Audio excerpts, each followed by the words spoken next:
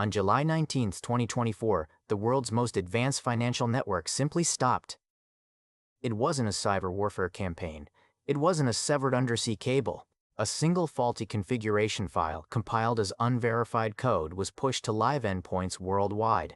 8.5 million Windows machines crashed. Millions of ATMs simultaneously displayed the blue screen of death.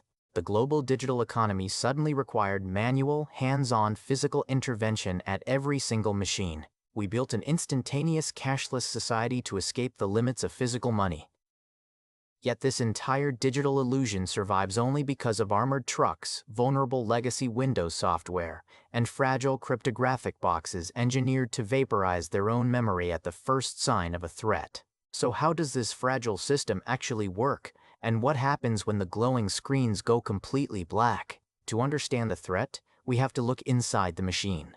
When you insert a debit card, you are not interacting with a modern smart device.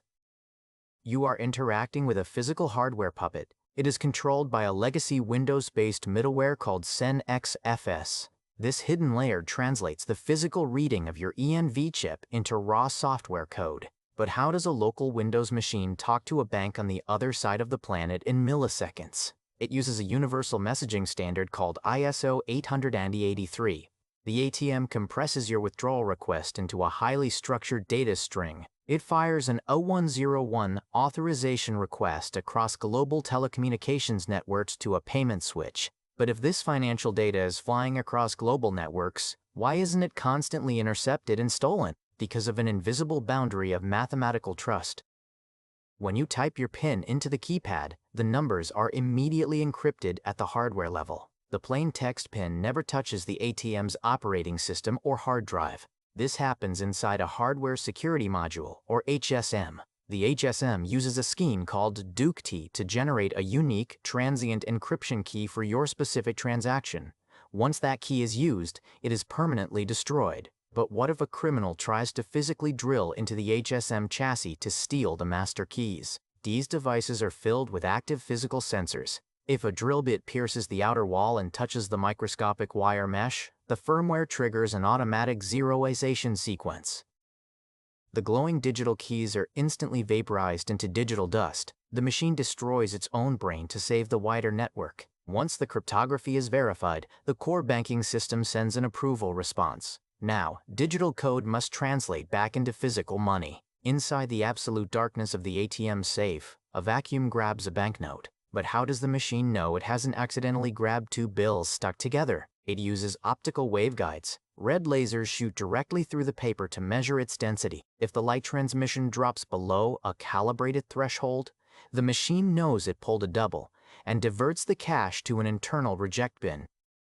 The verified cash then approaches the exit, but it doesn't just slide out through an open slot. It passes through a heavy, anti-flame steel double shutter. This dual-gate system acts exactly like an airlock on a spacecraft, ensuring there is never a direct, open passage between the outside world and the internal vault, which is a highly effective way to prevent criminals from pumping the safe full of explosive gas. The hardware is physically armored.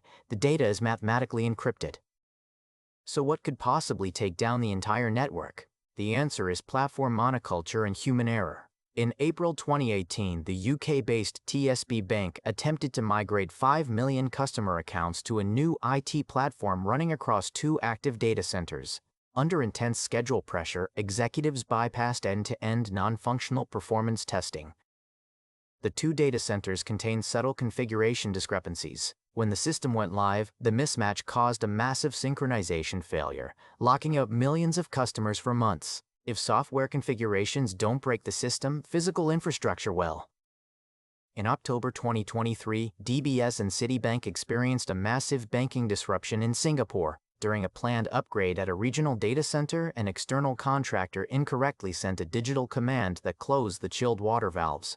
Without cold water to absorb the heat, the ambient temperature inside the server halls spiked. To prevent catastrophic thermal destruction, the mainframes executed emergency shutdowns. 2.5 million transactions were blocked simply because a cooling pipe was turned off. But sometimes, the threat isn't a mistake.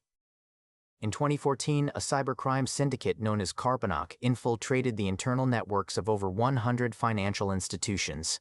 They didn't break the cryptography.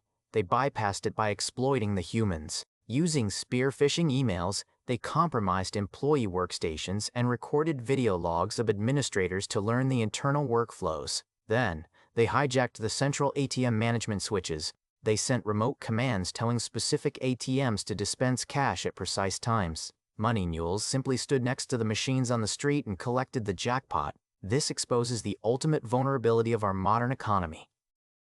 What happens to a society when the payment switches go permanently offline?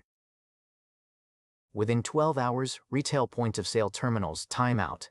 Digital cards become useless plastic. Massive lines form at physical ATMs as citizens attempt to secure cash. By 24 hours, the ATMs are completely empty. Panic-driven withdrawals exhaust the physical currency float. Between 24 and 48 hours, the supply chains stall. Gas stations cannot process payments, halting fuel distribution. Grocery store shelves empty out as logistics providers demand physical currency to transport goods. After 48 hours, the digital illusion breaks completely.